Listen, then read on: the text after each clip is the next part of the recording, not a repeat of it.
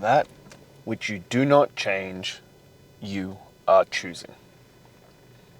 I want you to sit with that for a minute. I want you to actually sit with that and feel it. Because I don't know about you, but that one was a fucking sucker punch to the gut. Right in there. Really just, left me feeling a bit weak in the knees. Because how true is that statement? Like, how true is that? When you actually sit with it and you think about it, and I want you to specifically think about the things in your life that you don't like, that you aren't happy with. And now I want you to realize that if you are not actively changing them, you are choosing them. So let's go to the standard one. Let's go to being out of shape. Let's go to being fat. Let's go to being unhappy with your body, with your fitness, with your health, with the man in the mirror. Because, as you know, that's where I start. I think everything starts at that point. It starts with being proud of that man in the mirror. It starts with doing the work to build the confidence from that. That's where all of this starts. So, if you aren't happy with him, if you aren't happy with what you see in the mirror, and yet you actively choose not to do anything about it, well, you're choosing to stay fat. You're choosing to stay unhappy. You're choosing to stay unhealthy. You're choosing a lesser version of yourself. You're choosing to not get the results that you want. That's your choice.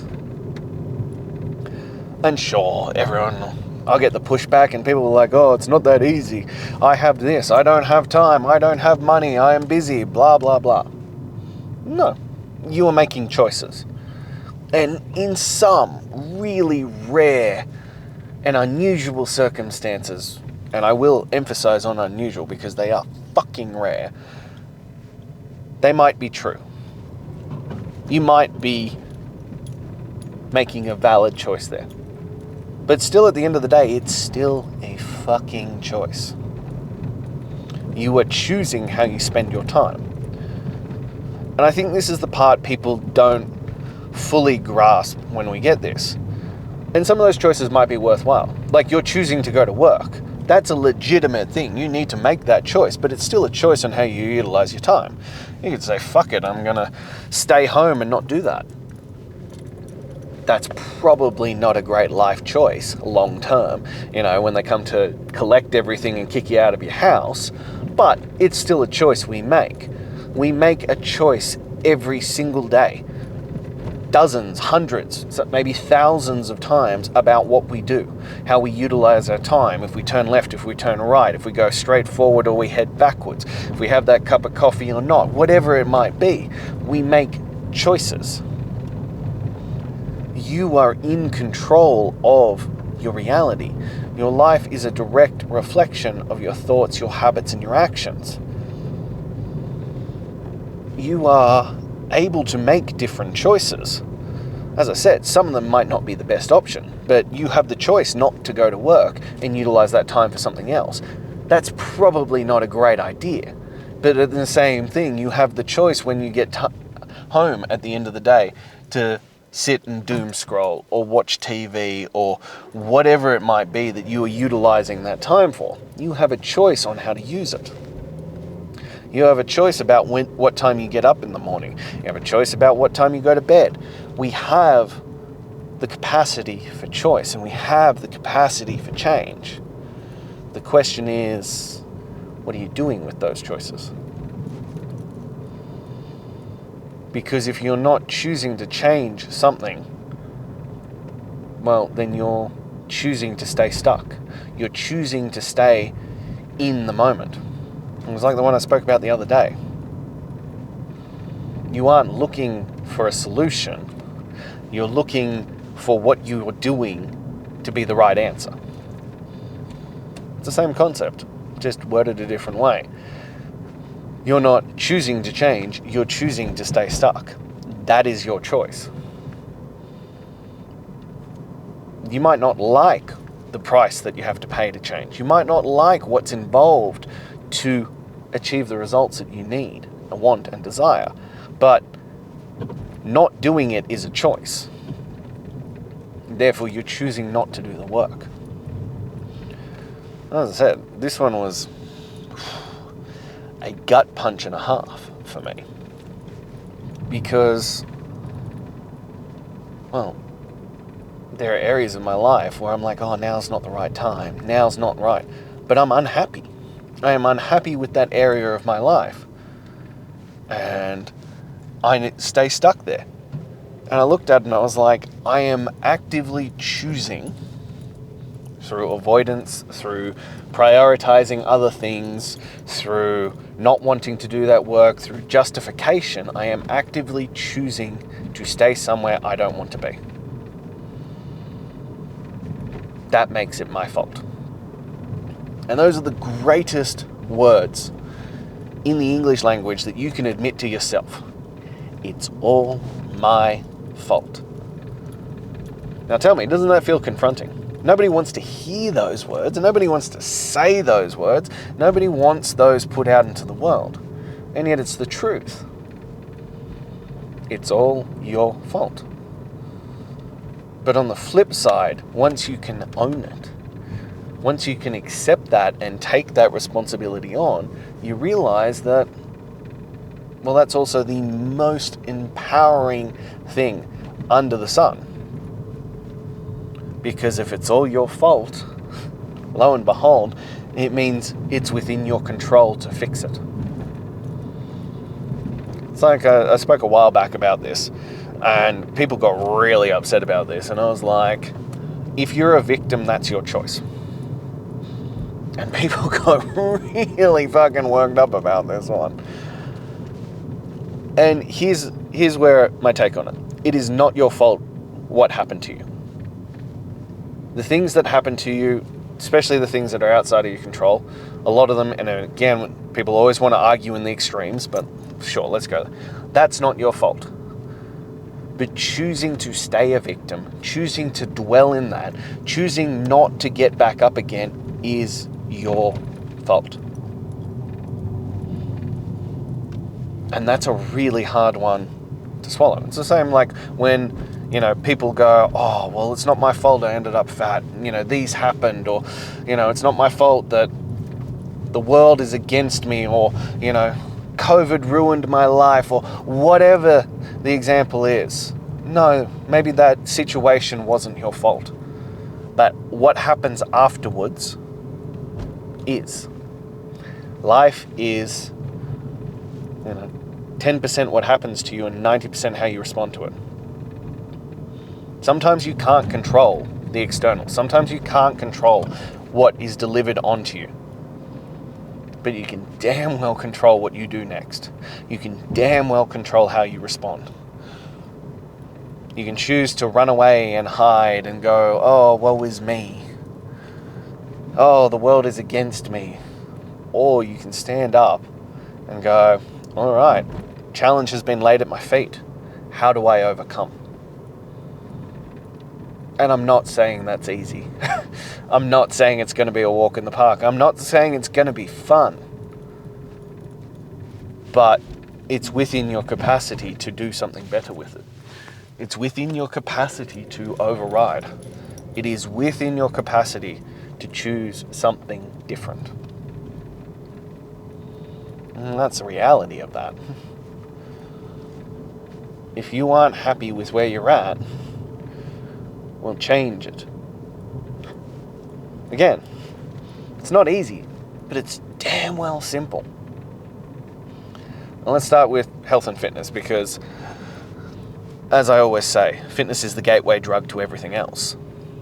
It's going to open up every other capacity for you. It's going to open up all the other stuff. It'll start with you changing that, because it teaches you the skills to change the other aspects of your life.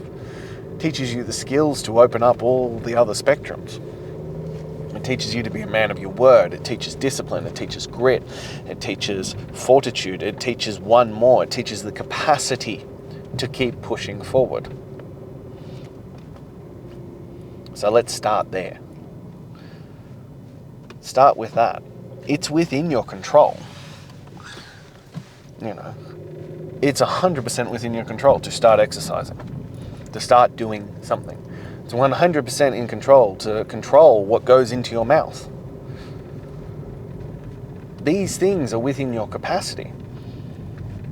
As we discussed before, we can talk extremes, and look, it might not be fucking perfect. It might not be the most ideal workout or nutrition plan or whatever it might be. But at least the beginnings are within your control. At least the starting points are. Like, you know, let's not eat junk food.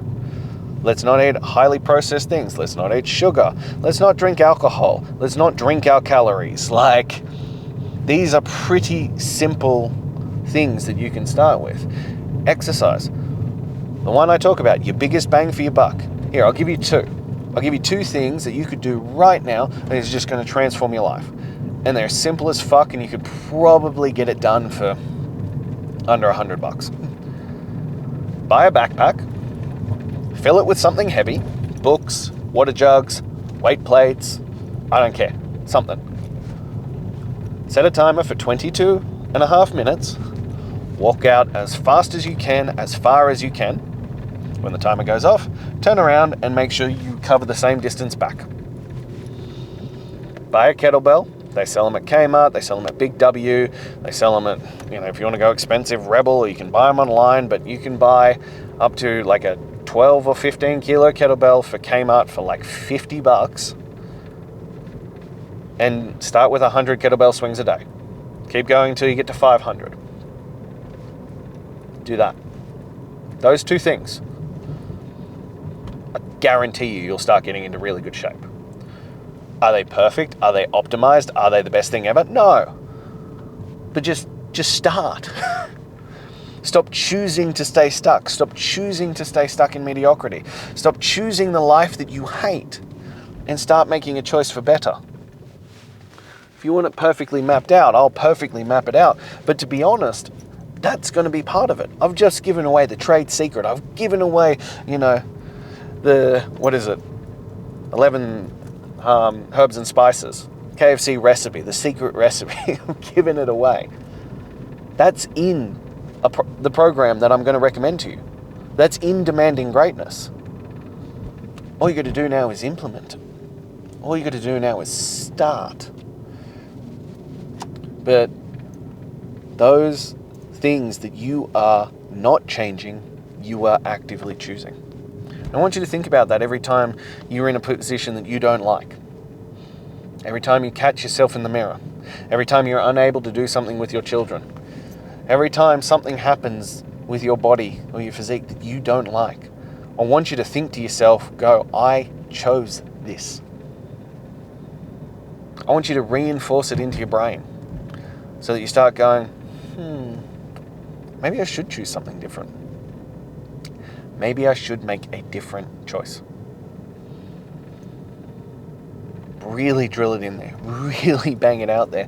That unhappiness, that disgust, that shame, whatever those emotions are, you chose that. Not only is it your fault, you chose it. But as I said, that's the greatest thing ever because it also gives you the capacity to choose something different. You can now start making a better choice. You can now start choosing a different life. You can now start becoming a different man. You have the capacity. I've just given you part of the answer. If you want the full blown, you want me to hold you accountable, if you want me to deliver it to you and then hold you to the highest possible standard, I'll take care of that. Click the link in my bio, enjoy Demanding Greatness. It's not going to be easy, but it's going to be the greatest thing you've ever done. It's going to transform your entire life. It's going to cost you 12 months of your life. But my God, you commit, game changer. Different man coming through in all aspects. Physically, mentally, emotionally, potentially spiritually. You will come out a different beast on the other side. But you need to be ready to make that commitment. You need to make those choices and go all in on yourself. But I want you to think about that every single time that you don't. I want you to think about that you are choosing not only not to make that commitment, not only choosing not to take advantage of something that will transform your life, you are choosing not only the outcome, the positive outcome, but you are choosing to continue suffering through the negative outcome. You are continuing to choose to stay stuck in a place that you hate. And I know it's a harsh way to look at it, and people are like, oh, why you got to frame it so negatively? Because you won't change otherwise. Until you recognize that where you are is terrible. And I know that's a really negative way to view it, but it's the truth. Until you go, my life is terrible, and I hate it, and I hate this aspect of it, and it's just, I'm disgusted and I'm ashamed of it. Nothing is going to change. Every time you tell yourself that it's okay, it's not that bad, it's all right, all that kind of bullshit, you are choosing to tolerate it and justify why you won't change.